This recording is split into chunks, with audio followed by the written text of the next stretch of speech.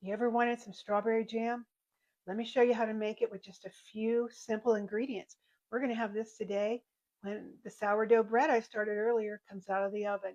This is so simple, nothing complicated, like and no artificial ingredients like you would get at the store. These are some frozen strawberries I had. I'm going to just about half a gallon Ziploc bag. There's another one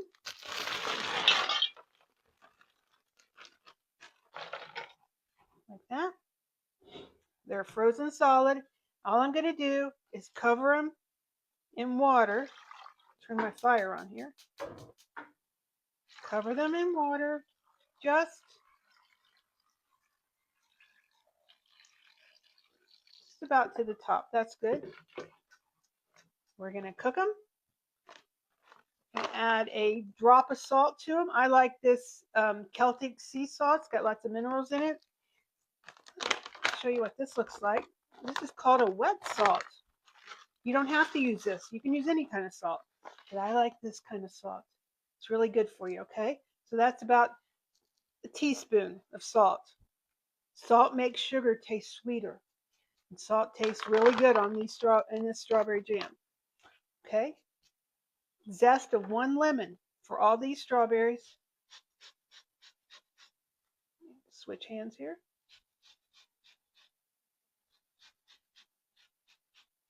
Okay? You're going to use the zest and the juice of 1 lemon. Just about done. Okay? And strawberry and lemon go perfect together. You don't really taste the lemon, but it amplifies the flavor of the strawberries. This is just a zester. If you don't have one of these, you can juice it any way you want. And you can use the back of a spoon or even a knife to zest the lemon with. Okay. Not to zest, to juice the lemon. Sorry. Okay. And you don't need a microplane zester. You can just use a box grater. And the juice of 1 lemon. And that's it. We're just going to bring this to a boil. We're not adding pectin to this. You know, pectin, uh, the jarred pectin or the powdered pectin that you can buy makes a very, very thick, almost like jello jam or jelly. And I don't really like that. I like authentic, real stuff. So this is how it was made before those things were became commonplace in uh, cooking and in jam making. So these are still frozen. So I'll show you in a little bit once they start. This is going to boil, I don't know, maybe 45 minutes once it comes to a boil and the strawberries get soft. And then I'll show you the end results. So my strawberries have thawed out. Now I'm going to add sugar. And I don't know how much sugar I'm going to add. A lot of old recipes will say add equal amount of strawberries to sugar. I don't like things that sweet. So I'm going to add, for this amount of strawberries, about 2 cups, not even 2 cups, cup and a half.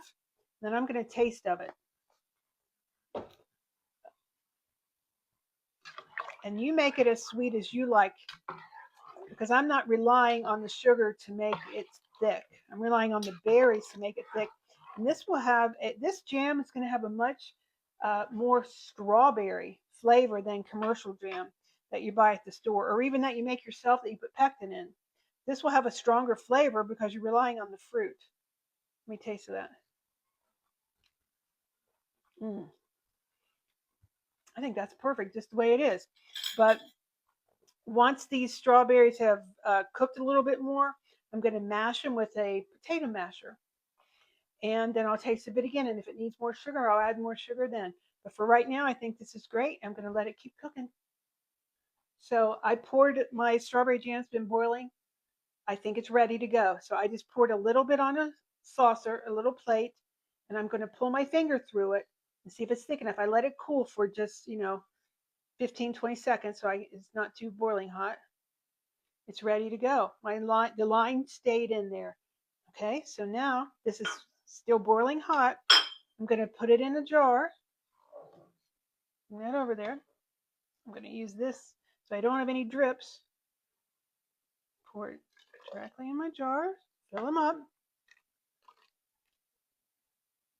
I know it looks really liquidy, but it's going to thicken when it cools. It's not going to be as thick as commercially, like one you get at the store or one you've added pectin to, but it's better.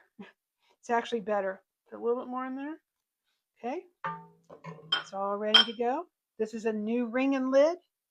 You've soaked in water. Dampen the top. Make sure it's clean. Nothing stuck to it. Dry it off. Put your wet ring and lid on top. Cap it.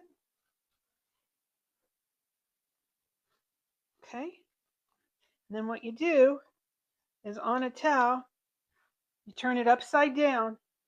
Oh, let me get in. It's really hot now. You turn it upside down and let it sit 24 hours undisturbed. So just sit it on a towel and leave it alone. That's going to can the top of it. Okay.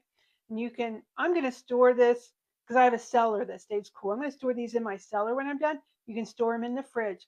But that hot liquid is going to seal the top of that jar.